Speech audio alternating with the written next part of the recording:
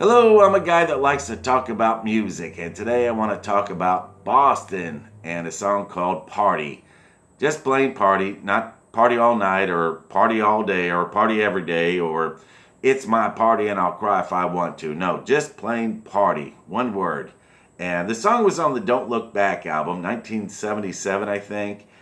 It was never released as a single, but for some reason it was on the Greatest Hits album. I don't know why, because not only was it never a hit, I didn't even think of it at all as being one of Boston's best songs.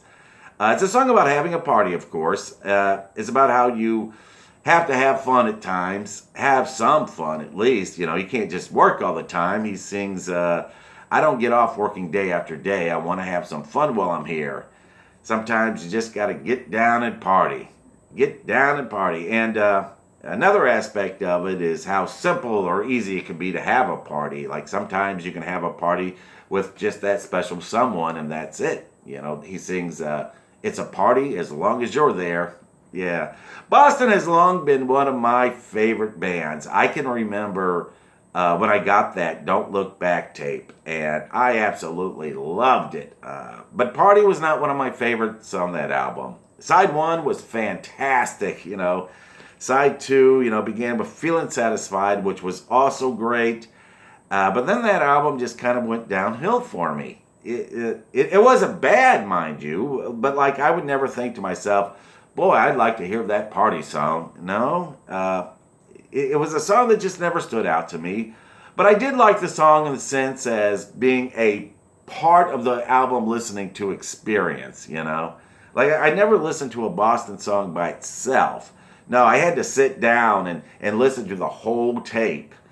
But it makes sense why I didn't like side two as much, because it was never finished, according to Tom Scholz. Tom Scholz was like the main songwriter and guitarist for the band. And he often was his own producer and recording engineer too. So yeah, he was a real smart guy. And he still wanted to work on this album, polish it up or rework some things. But the record company wanted to hurry up and release it. So Schultz had to give up and release what he had. I remember reading about that, and I thought, yeah, I can hear that. That's why I didn't like side two as much. He didn't finish it. I guess it would be like a writer having to release a rough draft or mid-draft, before they were ready with it. However, I think that a non-polished recording of this song works for this song because, it's just a simple little song about partying. It's not like a philosophical, I'm finding myself type of song like Don't Look Back was, or It's Easy Taking It Day by Day. It's not meant to be an emotional song.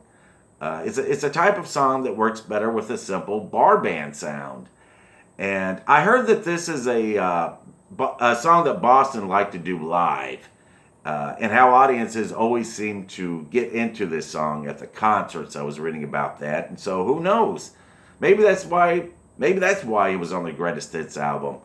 But anyway, yeah, I remember loving this tape back when I was a high school kid. And I used to like a line in this song. The song is telling you how easy it is to have a party. It doesn't have to be a big planned out event.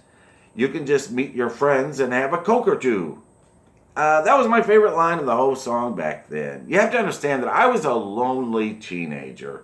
I lived 1,000,000 miles out in the country without a car, and thus I had no social life.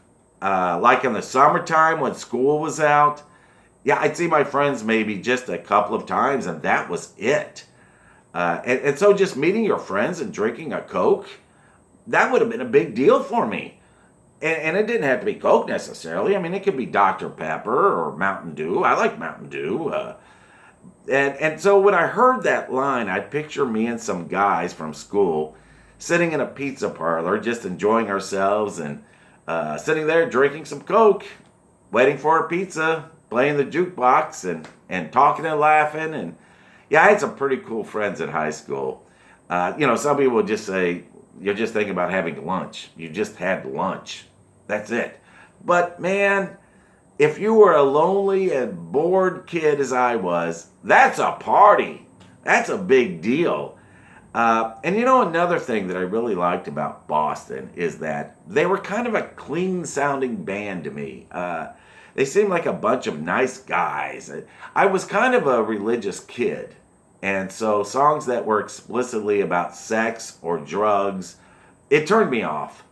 And typically when high school kids talk about partying, it means go somewhere and drink some beer and get drunk and or maybe for some, to smoke some dope.